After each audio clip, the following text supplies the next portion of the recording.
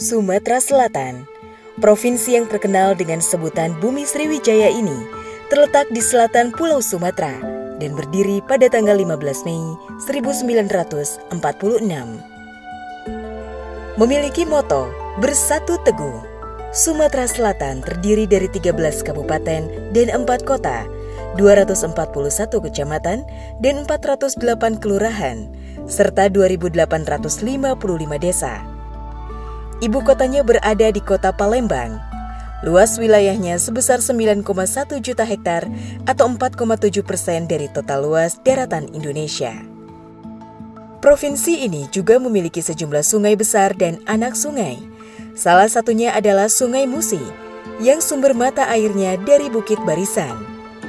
Maka tak heran, Provinsi Sumatera Selatan juga dikenal sebagai kota perdagangan kala itu. Potensi sumber daya alam dan posisi strategis wilayah menjadikan Provinsi Sumatera Selatan sebagai salah satu daerah yang ekonominya tumbuh pesat di Pulau Sumatera. Namun kini, wajah Provinsi Sumatera Selatan tak lagi mempesona. Murung dan kusam, ibarat tak dapat lagi tersenyum, tertutup kabut asap akibat kebakaran hutan dan lahan.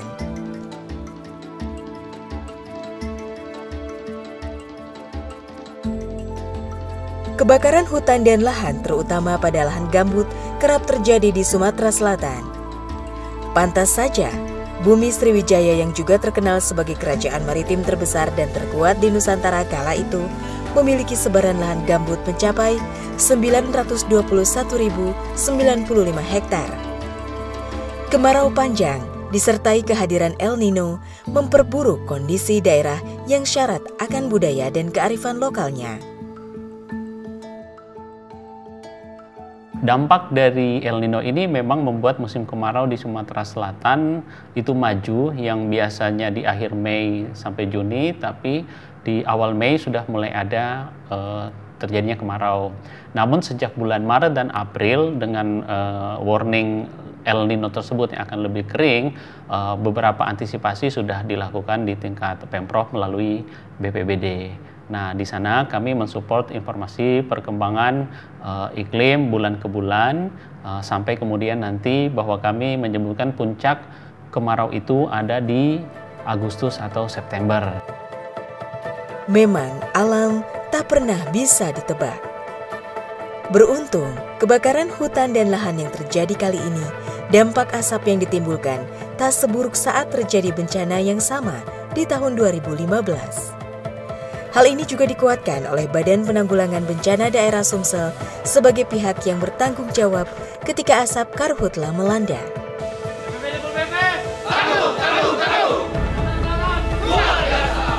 Jadi kondisi umum kebakaran hutan dan lahan di wilayah Sumatera Selatan ini dipengaruhi oleh kondisi fenomena El Nino, yang mana dengan adanya El Nino ini hari tanpa hujan yang di Sumsel, terutama di beberapa kabupaten seperti Oki, Muara Enim, itu berlangsung lama.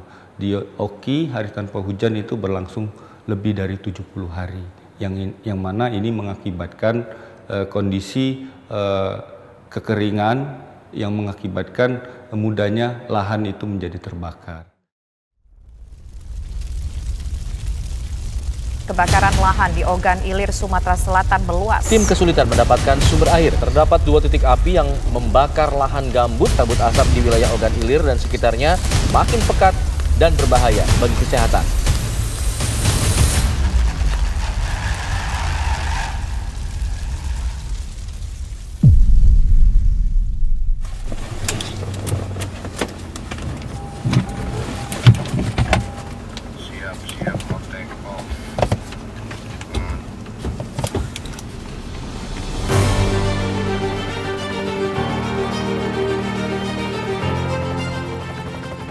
Selain faktor cuaca, ada banyak faktor lain yang membuat kebakaran hutan dan lahan di Bumi Sriwijaya terus memerah. Beragam dampak yang ditimbulkan terus bermunculan, memperlambat seluruh sektor di Provinsi Sumatera Selatan agar tetap dapat berkembang pesat. Penyebab dari kebakaran ini ada dua. Yang pertama ulah manusia dan juga faktor alam.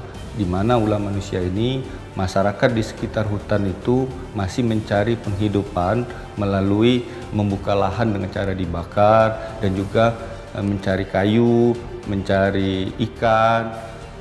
Ini juga mengakibatkan dalam hal proses pencarian itu mereka dengan cara dibakar. Dan juga faktor alam. Faktor alam ini karena situasi kondisi hutan yang sudah lama tidak hujan itu mengakibatkan kekeringan.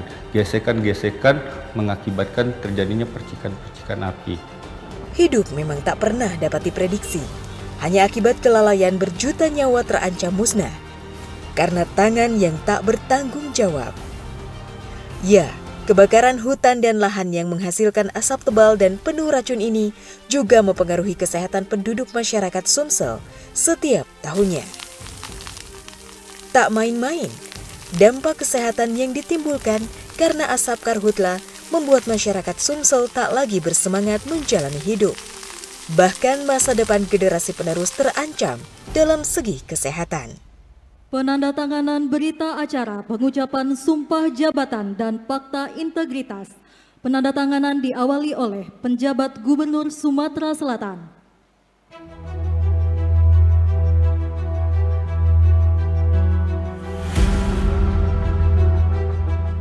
Kebakaran hutan dan lahan memang selalu menghantui, mencekam masa depan bumi Sriwijaya. Lalu bagaimanakah dengan penanganan kebakaran hutan dan lahan di Sumsel? Akankah pemerintahan provinsi bergerak cepat? Dilanjutkan pemasangan tanda pangkat, penyematan tanda jabatan, dan penyerahan keputusan Presiden Republik Indonesia.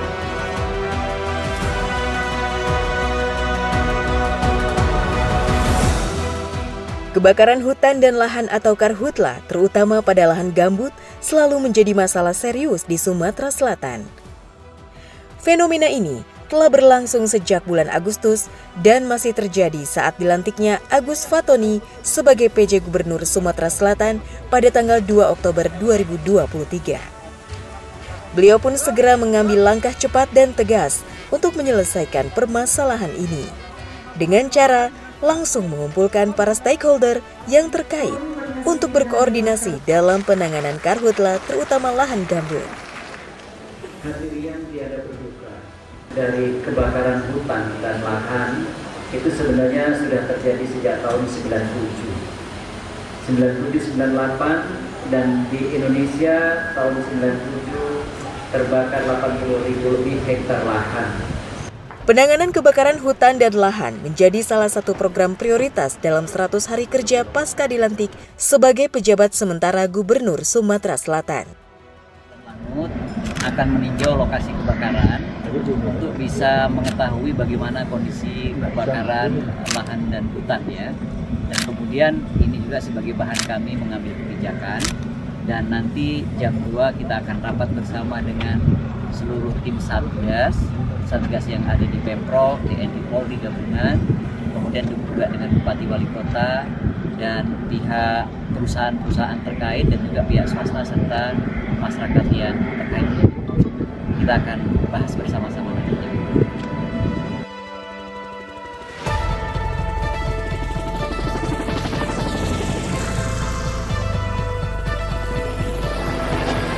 Program ini tentunya bertujuan untuk menanggulangi kebakaran hutan dan lahan yang terjadi di Sumsel saat ini. Seperti mengurai benang kusut, segenap jajaran pemerintahan daerah Provinsi Sumsel dengan penuh ketelitian berdasarkan fakta dan data mencoba meramu sebuah penanganan yang tegas demi musibah tak berkesudahan. Program kerja 100 hari ini akan difokuskan pada wilayah-wilayah yang paling rentan terhadap kebakaran hutan dan lahan di Sumatera Selatan. Beberapa analisa pun muncul ke permukaan, mengidentifikasi penyebab kebakaran. Di antaranya adanya aktivitas ilegal seperti pembukaan lahan baru di kawasan lahan gambut. Oleh sebab itu, perlu adanya pendampingan kepada masyarakat yang berkelanjutan untuk mengatasi masalah kebakaran hutan dan lahan, terutama pada lahan gambut.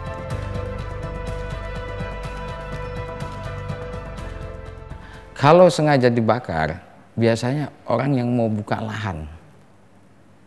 Kenapa? Berpikirnya petani itu biayanya murah. Sekarang kondisi pupuk agak naik. Mereka mau nanam juga susah. Sementara hasil dari pertanian itu juga susah. Ini faktornya sebenarnya kompleks. Makanya nggak bisa diselesaikan hanya satu instansi dalam Pemda. Semuanya ini sudah kita atur strategi di mana tempat titik api, di situ harus kita serang. Kalau titik api besar berarti perkuatan kita kemana? Karena kalau kemarin tuh ada sampai beberapa banyak sekali titik api, berpuluh-puluh titik api. Dan di situ harus kita matikan semua. Bahkan, himbauan serupa juga telah digaungkan oleh Dinkes Sumsel untuk mengurangi dampak kesehatan penyakit ISPA yang selalu tercatat di Provinsi Sumatera Selatan. Bermacam kerugian kerap timbul akibat bencana 5 tahunan ini, secara tidak langsung berdampak pada aktivitas warga dan kerugian ekonomi pun kerap dirasakan. Tentu, hal itu menjadi tantangan kita bersama untuk merawat bumi demi masa depan. Cinta ya? Iya. Namanya cinta. Iya dong.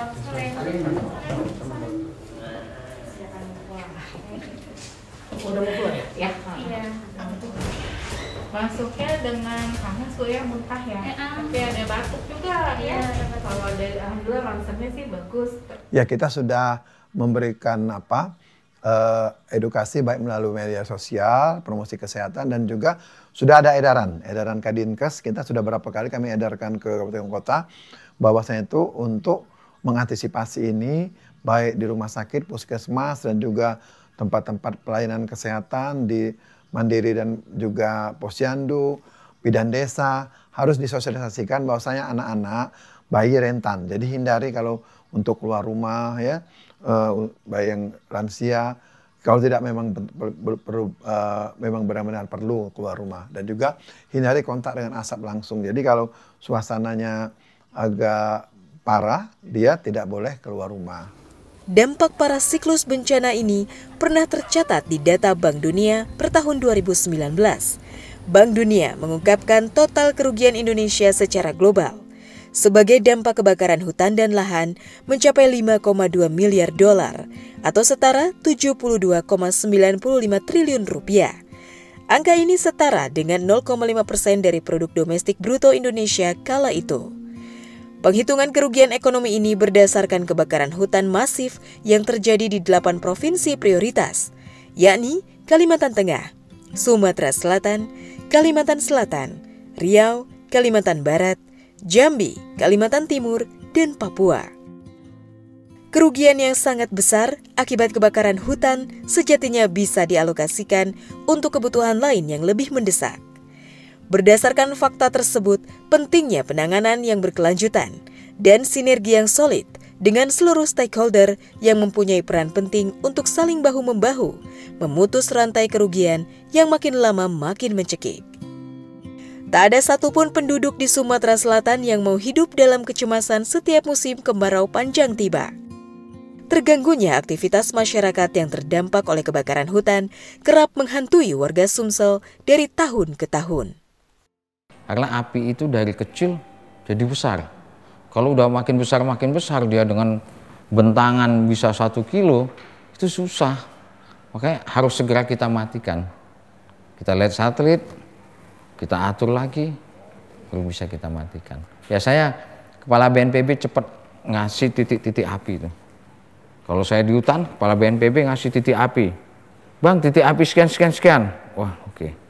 Berarti pasukan sini yang kita mainkan.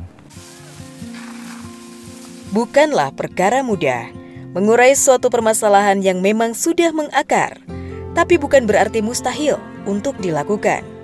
Sentuhan pemikiran dengan pendekatan yang tepat menghasilkan beberapa strategi untuk penanganan karhutla, terutama pada lahan gambut. Pasca bencana, dalam rangka pencegahan sosialisasi terhadap masyarakat menjadi sangat krusial untuk dilakukan secara berkelanjutan. Respon masyarakat ini terhadap asap, kalau bisa pemerintah ya kita selalu berupaya keras ya. Ada tim dari Polda, dari Gubernur, dari BPBD, dari Danlanut, semua dalam rangka untuk mengatasi kabut asap ini.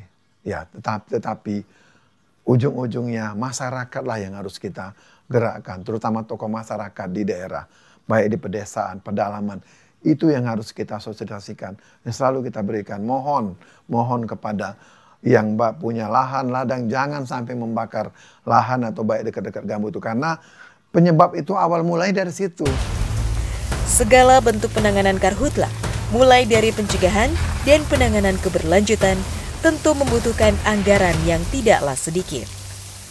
Pemerintah pusat dan daerah harus bersinergi, menyiapkan ekstra dana untuk melakukan penanganan kebakaran hutan dan lahan.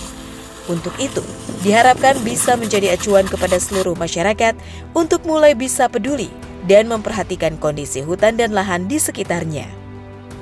Agar masa depan generasi penerus masih dapat bertumbuh kembang dengan optimal, didukung dengan suasana alam yang hijau dan sehat.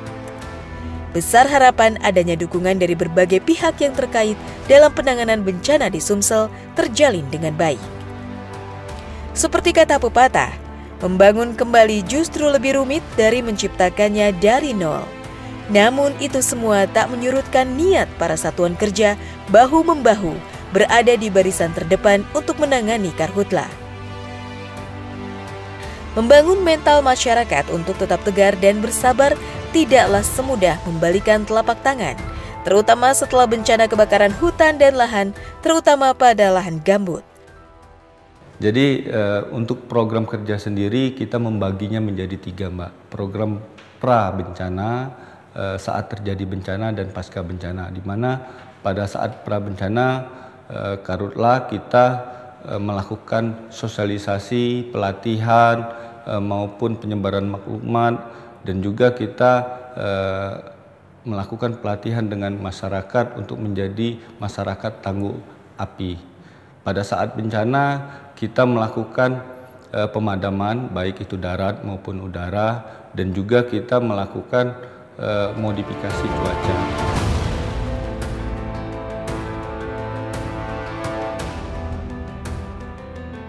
Tak heran, pemerintah provinsi merangkainya menjadi sebuah perjalanan indah untuk bisa dijalankan serentak oleh semua pihak terkait yang bertanggung jawab sesuai porsinya masing-masing. Tindakan penanganan yang dilakukan oleh Pemprov dan seluruh stakeholder yang dirasakan langsung dampaknya oleh masyarakat Sumatera Selatan. Tindakan cepat penanganan karhutla dalam program kerja 100 hari adalah sebuah hal yang sangat tepat adanya. Beberapa upaya tersebut seperti penyusunan tim tanggap darurat untuk penanganan karhutla. Menyelesaikan masalah memang tak semulus kata-kata, berbagai tantangan dan kendala selalu ditemui. Di tengah dukungan seluruh stakeholder terkait, Agus Fatoni tetap berjalan maju menangani karhutla demi bumi Sriwijaya. Strategi dan edukasi, bak dua sisi mata uang yang tidak dapat dipisahkan untuk penanganan karhutla di Sumatera Selatan. Kita keluarkan patroli, ada anggota. Sekarang kan ada kita perkuatan dari 143 sebanyak 350 orang. Kita masukkan di OKI, OI, lalu di MUBA. Kekuatan itu ada kita patroli gabungan dengan masyarakat, BPD, semua gabungan.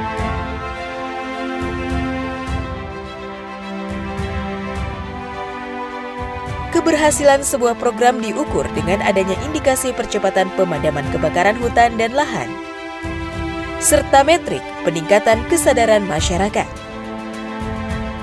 Kita perlu bersama-sama itu, sehingga kalau semuanya bergerak, kemudian lebih besar lagi energi kita, mudah-mudahan lebih cepat. Maka tadi saya sampaikan penting sekali media untuk memberikan edukasi, sosialisasi.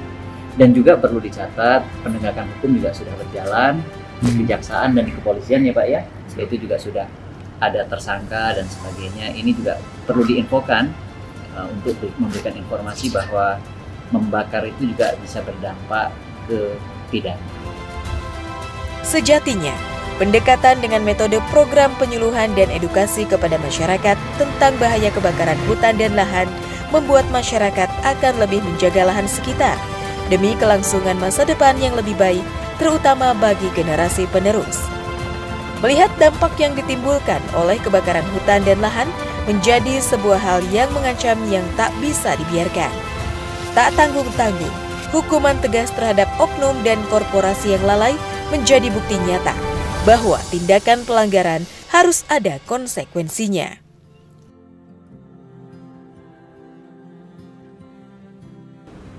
Oleh karena itu, salah satu upaya yang harus kita lakukan adalah berdoa, memohon kepada Allah Subhanahu wa Ta'ala agar Provinsi Sumatera Selatan diberikan hujan yang berkah, hujan yang bermanfaat bagi kita semua dan masyarakat.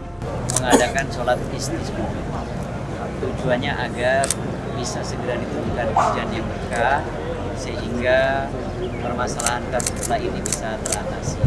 Mudah-mudahan hujan yang diturunkan itu bisa mematikan api dan kemudian menyelesaikan permasalahan yang kita hadapi bersama-sama selama ini.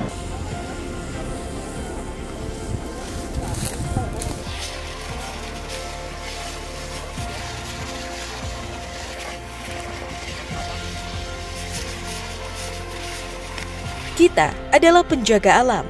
Saat kita merawatnya, maka sejatinya kita juga sedang merawat masa depan kita sendiri. Penanganan karhutla adalah sebuah perjuangan bersama yang tidak hanya bergantung pada pemerintah atau lembaga nasional maupun internasional. Alangkah indahnya bekerja bersama tidak hanya untuk generasi kita sendiri, tetapi juga untuk generasi yang akan datang. Bersama, kita dapat menjaga alam dan merawat bumi, melindungi masa depan di bumi Sriwijaya.